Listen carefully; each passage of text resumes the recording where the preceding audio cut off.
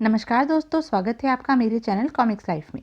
शुरू करते हैं मनोज कॉमिक्स की एक और मज़ेदार कॉमिक्स, महादानव काल चक्र पार्ट 3। सोमेश्वर को चौंकते देखकर वह कुरूप स्त्री बोली, इस द्वीप पर महिलाओं का राज है और मैं इस द्वीप की रानी कर्कशा हूँ। इस द्वीप पर पुरुषों का प्रवेश वर्जित है। बताओ, तुमने इस द्वीप पर उतरने की हिम्मत कैसे की? ओह रानी साहिबा, मुझसे गलती हो गई, मुझे क्षमा कर दीजिए। मैं अभी फौरन आपके द्वीप से चला जाता हूँ। कहने के साथ ही सोमेश्वर उठकर खड़ा हो गया और अपने रथ की ओर चल पड़ा। तभी रानी कर्कशा की कर्कश आवाज गूंजी, रुक जाओ। रुकने का आदेश सुनकर सोमेश्वर ठिठक कर रुक गया। रानी कर्कशा बोली, जब तुम इस द्वीप पर आ ही गए हो तो हम तुम्हें ऐसे ही वापस नहीं जाने देंगे। तुम्हें हमसे विवाह करना पड़ेगा। इतनी कुरूप स्त्री और मेरी पत्नी? नहीं नहीं, यह असंभव है। परंतु मन की भावनाओं पर काबू पाकर वह बोला, मुझे तुमसे विवाह करके बड़ी खुशी होगी। मैं समुद्र के किनारे खड़े अपने रथ में रखी हुई स्वर्ण अंगूठी लेकर अभी वापस आता हूँ और वापस आकर तुम्हारी उंगली में उसे पहनाता हूँ। इस प्रकार हमारा संबंध पक्का हो जाएगा। जाओ, जल्दी से अंगूठी ले आओ, हम यहीं तुम्हारी प्रतीक्षा कर रहे हैं। सोमेश्वर जल्दी जल्दी अपने रथ के पास पहुंचा और उस पर चढ़कर शीघ्रता से रथ को समुद्र में उतार लिया। यह देख रानी कर्कशा चिल्लाती हुई समुद्र तट की ओर भागी। यह क्या, तुम तो धोखा देकर भाग रहे हो। तुम्हें तो मुझसे विवाह करना है। सोमेश्वर ने एक पल के लिए गर्दन मोड़ी और उपहास भरे स्वर में बोला, कभी दर्पण में अपना चेहरा देखा है? तुम जैसी कुरूप स्त्री से कौन विवाह करेगा? इतना कहकर उसने गर्दन मोड़ ली और रथ को तेजी से आगे बढ़ा दिया। इसी प्रकार परेशानियों व विभिन्न विपदाओं से जूझते हुए सोमेश्वर ने 6 समुद्र पार कर लिए और अंत में वह 7वें समुद्र में पहुंचा। लगता है इसी समुद्र में आपस में टकराने वाले 2 पहाड़ हैं, अतः इस समुद्र में जरा संभल कर यात्रा करनी पड़ेगी। सोमेश्वर संभल संभल कर रथ का संचालन करने लगा। जब वह आधा समुद्र पार कर चुका तो उसे दूर समुद्र में तैरते हुए 2 पहाड़ दिखाई दिए। तभी तेज आंधी चलने लगी। ओह, लगता है अब इन पहाड़ों में टक्कर होगी। आंधी के चलते ही पहाड़ समुद्र के लहरों पर हिलने लगे हैं। अभी वह सोच ही रहा था कि अचानक लहरों पर उछलते हुए दोनों पहाड़ एक दूसरे से जा टकराए। उनके टकराने से दिल हिला देने वाली भयंकर गर्जना हुई। धड़ाक धड़ाक। टकराने के पश्चात दोनों पहाड़ विपरीत दिशा में बढ़ने लगे। जब आंधी पूरी तरह शांत हो गई तो सोमेश्वर ने अपना रथ उन दोनों पहाड़ों के बीच के रास्ते में डाल दिया और सकुशल उन पहाड़ों के बीच में से गुजर गया। इस प्रकार उसने 7वां समुद्र भी पार कर लिया और दानव देश में प्रवेश किया। दानव देश में प्रवेश करते ही कुछ दानव उसे पकड़कर अपने राजा काल चक्र के पास ले गए। 7 समुद्र पार करके हमारे दानव देश में प्रवेश करने वाले दुस्साहसी युवक, तुम कौन हो और दानव देश में क्यों आए हो? सोमेश्वर ने विनीत स्वर में राजा काल चक्र को अपने आने का उद्देश्य बताया। सुनकर राजा काल चक्र चौंक पड़ा। ओह, तो तुम हमारी जान से भी प्यारी सोन चिड़िया लेने आए हो? जी महाराज। दानवराज काल चक्र ने कुछ पल सोचा, फिर कहा, हम तुम्हें एक ही शर्त पर सोन चिड़िया दे सकते हैं। कौन सी शर्त पर महाराज? सोन चिड़िया प्राप्त करने के लिए तुम्हें एक परीक्षा देनी होगी।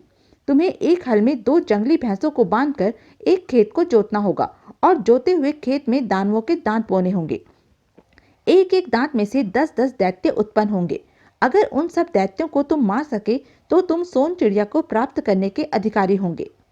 ओह, ब्रजेश्वर देव की तरह काल चक्र ने भी अत्यंत कठिन परीक्षा की बात सामने रखती है। खैर, कुछ भी हो, मुझे हर हालत में सोन चिड़िया प्राप्त करनी है। सोमेश्वर को सोच में डूबा देखकर काल चक्र हंसता हुआ बोला, क्या बात है युवक, क्या परीक्षा की बात सुनकर तुम डर गए हो? नहीं महाराज, ऐसी कोई बात नहीं है, मैं परीक्षा देने के लिए तैयार हूँ। तो ठीक है, आज से तीसरे दिन तुम्हें यह परीक्षा देनी है। तब तक तुम हमारे अतिथि बनकर रहोगे। जो आज्ञा महाराज। फिर सोमेश्वर को अतिथि गृह में ठहरा दिया गया।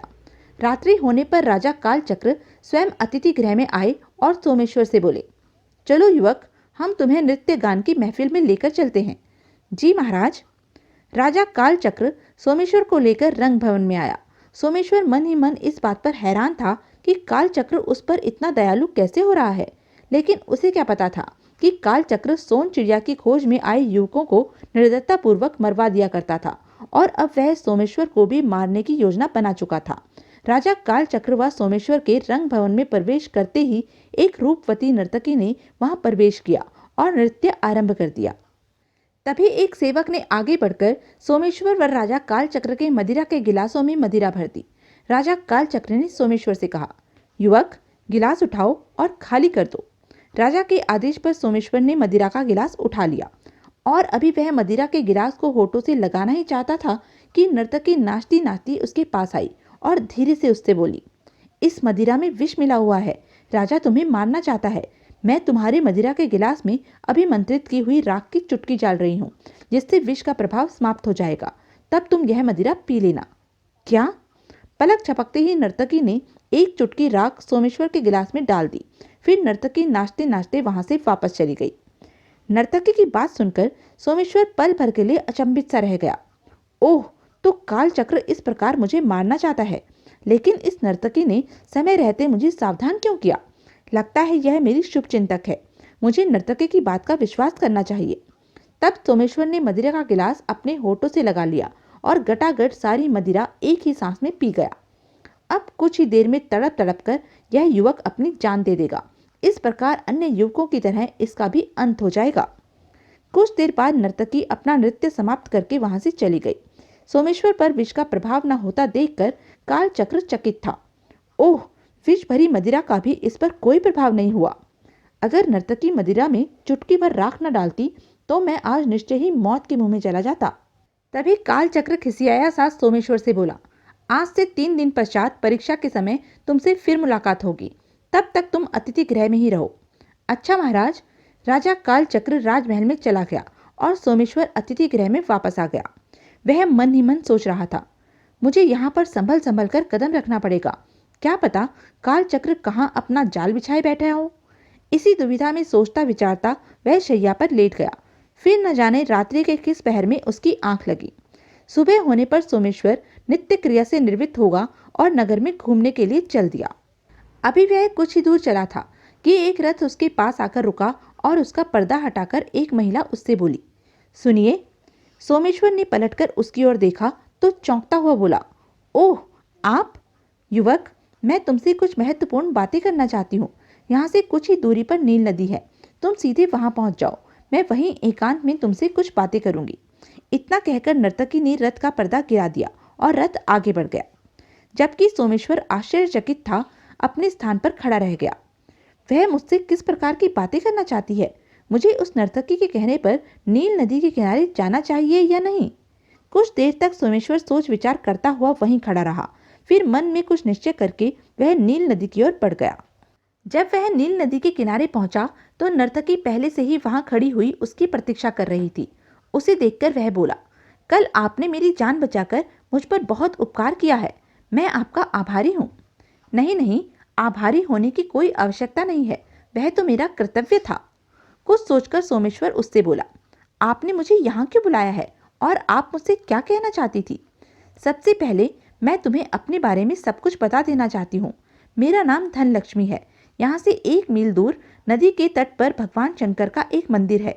मेरे पिता उस मंदिर के पुजारी थे।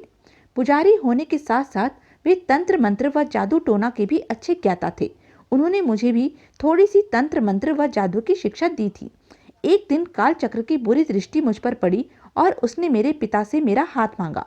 मेरे पिता उच्च कुल के ब्राह्मण थे और कालचक्र था क्रूर दानव।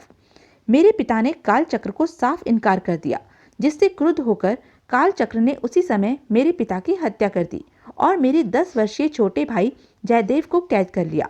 वह मुझे जबरदस्ती अपने साथ ले आया और राजनर्तकी बना दिया। ओह, तो तुम ब्राह्मण की पुत्री हो? सुनकर धनलक्ष्मी की आंखों में आंसू आ गए। हाँ, मैं ब्राह्मण की पुत्री हूँ। दुष्ट कालचक्र कहता है कि यदि मैं नर्तकी का पेशा नहीं करूंगी तो वह मेरे भाई को मौत के घाट उतार देगा। इसलिए मुझे खून के आंसू पीकर मजबूरी में नृत्य करना पड़ता है। ओह! धनलक्ष्मी की दुख भरी कहानी सुनकर सोमेश्वर दुखी हो गया। फिर कुछ सोचकर उसने धनलक्ष्मी से कहा, अभी अभी तुमने कहा था कि तुम्हारे पिता ने तुम्हें तंत्र मंत्र व जादू की शिक्षा दी है। तब तुम तंत्र मंत्र व जादू के जोर पर अपने भाई को कालचक्र की कैद से क्यों नहीं छुड़ा लेती? यह सच है कि मैं तंत्र मंत्र व जादू जानती हूँ, पर पिताजी अभी मुझे पूरी शिक्षा नहीं दे पाए थे कि कालचक्र ने उनकी हत्या कर दी। मुझे तो आज तक यह भी पता नहीं चल सका कि मेरे भाई को कालचक्र ने किस स्थान पर कैद किया हुआ है। अगर मुझे यह पता चल जाए तो मैं भी तंत्र मंत्र के द्वारा उसे वहां से छुड़ा लूं। सोमेश्वर उसे ढाढ़स बंधाता हुआ बोला, बहन धन लक्ष्मी, तुम दुखी न हो, भगवान एक न एक दिन तुम्हारी पुकार अवश्य सुनेगा। क्या तुमने मुझे बहन कहा? हाँ, आज से तुम मेरी बहन हो। मैं वादा करता हूँ कि मैं तुम्हें व तुम्हारे भाई को काल चक्र के पंजे से निकालकर अपने साथ ले जाऊंगा। भैया, मैं धन्य हो गई जो मुझे तुम जैसा भाई मिल गया। भगवान तुम्हें दीर्घायु करे। फिर कुछ सोचकर धन लक्ष्मी उससे बोली, लेकिन भैया, 7 समुद्र पार करके दानव देश में तुम किस प्रयोजन से आए हो? बहन, यह एक लंबी व दुख भरी कहानी है, कहकर सोमेश्वर ने शुरू से आखिर तक सारी बात धन लक्ष्मी को बता दी। सब कुछ सुनकर धन लक्ष्मी एक ठंडी सांस लेती हुई बोली, तो सोमेश्वर भैया, तुम यहाँ सोन चिड़िया लेने आए हो? हाँ बहन। सोमेश्वर भैया, सोन चिड़िया काल चक्र को बहुत प्रिय है। द्वीप के एकदम दूसरे किनारे पर एक बहुत बड़ा बरगद का पेड़ है। उसके तने में एक बहुत बड़ी कोटर है। काल चक्र ने सोन चिड़िया उसी में रखी हुई है। 2 विषैले काले सर्प फन उठाए हमेशा उस कोटर के सामने पहरा देते रहते हैं। जो भी उन सर्पों की आंखों की ओर देखता है वह अंधा हो जाता है। उनकी जहरीली सांसों की वजह से बरगद के आसपास की हवा भी जहरीली हो गई है। इन हालातों में तुम सोन चिड़िया तक कैसे पहुंचोगे? बहन, जैसे भी हो, मुझे सोन चिड़िया हर हालत में प्राप्त करनी है। सोन चिड़िया के साथ अब मेरे बंदी पिता का भविष्य जुड़ा हुआ है। क्या सोमेश्वर सोन चिड़िया को प्राप्त कर सका? क्या सोमेश्वर अपने पिता को ब्रजेश्वर देव की कैद से मुक्त करा सका?